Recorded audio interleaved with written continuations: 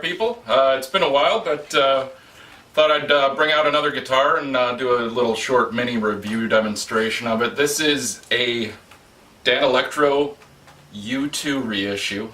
It's a reissue of a 1956 model. It's got that very Les Paul-esque kind of a single cut shape to it. Danelectro, if you're not familiar with them, was a company that built many guitars for kind of the budget market. They sold a lot through mail order catalogs and department stores back in the 50s and 60s and into the 1970s.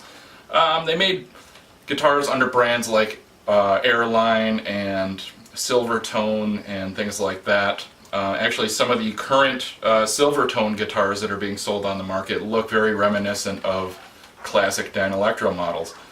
And basically, it was started by a guy by the name of Nathan Daniel, and he wanted to put guitars into the average person's hands. So at that time, something like a Gibson or even a Fender that cost half as much was still kind of an expensive musical instrument. It usually wasn't the kind of thing that a kid was going to be able to get their hands on, either through a paper route or whatever kind of jobs were available to kids back then, or even their parents wanting to shell out that kind of money for a musical instrument for their kid. So a lot of kids started out with Danelectros or guitars made by Danelectro for other brands. And this is a guitar that was made in Korea somewhere between 1998 and 2001. Unfortunately, the serial numbers, you're not going to see anything, but back here they used to have a sticker that would have the serial number on it. I got this guitar as the second owner. That serial number sticker was already long gone. So unfortunately, I'm not sure how to identify or date this guitar. Certainly it was one of the made in Korea models, not one of the original models, because back in the 1950s when they were first making these, they were making them with things like Brazilian rosewood fingerboards, nitrocellulose lacquer, which will tend to shrink and crack over time. This is still a pretty clean looking guitar. It's in one of these kind of very popular finishes. This one's called Aqua Burst. They did all kinds of copper burst, blue burst, things like that, and gave them these kind of neat kind of surf colors right before the 1960s. Basically what this guitar has on it is it's a bolt-on neck. If you look at the back, it's all just screws driven in. The 4 screws you see towards the center here are actually for the pickup height adjustment. The body is semi-hollow. There's a solid core that runs through the center of the body for you to attach all the hardware and stuff to. But the body itself is a hollow core made out of masonite. What's masonite? Masonite is the stuff that you make clipboards out of, or sometimes you'll see it used as a building material. It's pretty cheap stuff, and these guitars have a sound kind of all their own, and you really don't need to get a distinct sound. You can argue whether or not that's a good sound. You don't need a fancy tone wood. Masonite is basically wood pulp and glue that's been kind of pressed together.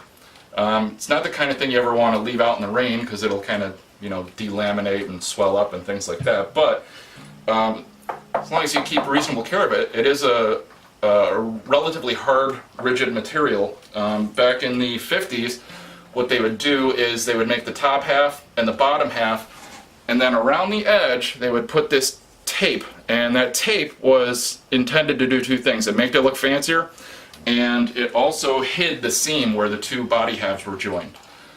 These days on the reissues they don't need to do that. They can make the whole shell out of one piece of masonite. They just didn't have the technology or didn't engineer it that way back in the 50s. The original pickups were made in-house by Danelectro. He bought a surplus stock of metallic lipstick tubes and took packing tape, a magnet, and some wire and wrapped it to create these pickups. That's why these are called lipstick tube pickups, because the original casings were actually lipstick tubes. They do have kind of a very kind of a nice reminiscent single coil sound. I'm on a clean channel right now, and they ring out very nicely. It's not as bright sounding as something like a Telecaster or even a Fender Stratocaster, they're just not that hot of pickups. But they do have a nice kind of a musical, warm kind of a tone to them.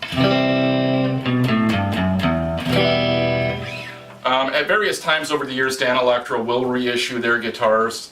This is probably the last time I saw a guitar that this closely resembled the original 1950s models. The ones that they have these days tend to be kind of the same shape, but much simplified.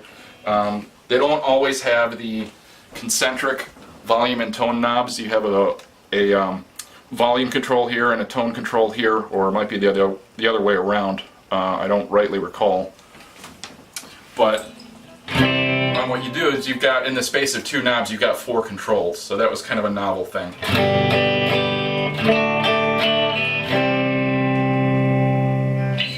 And it's got that very characteristic kind of a single coil sound that we like for certain styles of music. It doesn't necessarily do all that great with a lot of gain or distortion on it, but if you want to just play something like I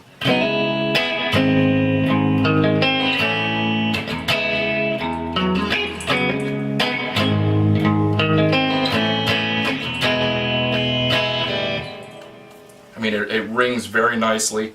The body, the core wood is, I believe, poplar, as is the neck. The fretboard is rosewood. It's got these proprietary tuners on it, which have a, if the camera will focus. Come on, camera. Well, anyway, they've got a stylized D stamped on them for Danelectro.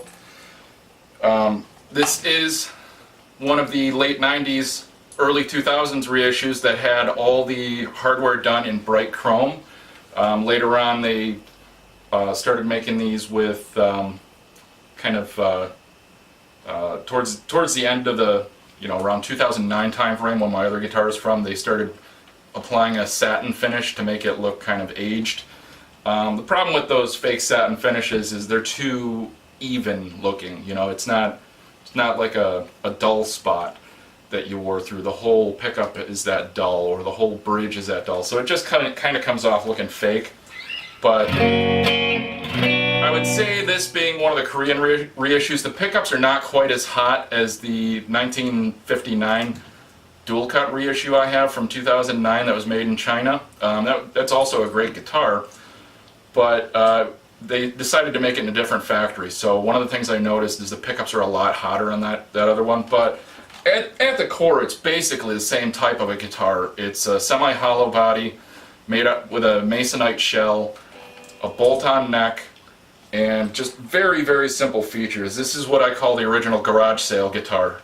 And if you're looking for that retro kind of a vibe, or that retro kind of a sound, there's really not a lot out there, I think, that can give you that, although it does end up being kind of a 1 or a 2 trick pony. Other than that, I don't really have a lot else to say about this guitar. If you got any questions, feel free to post in the comments.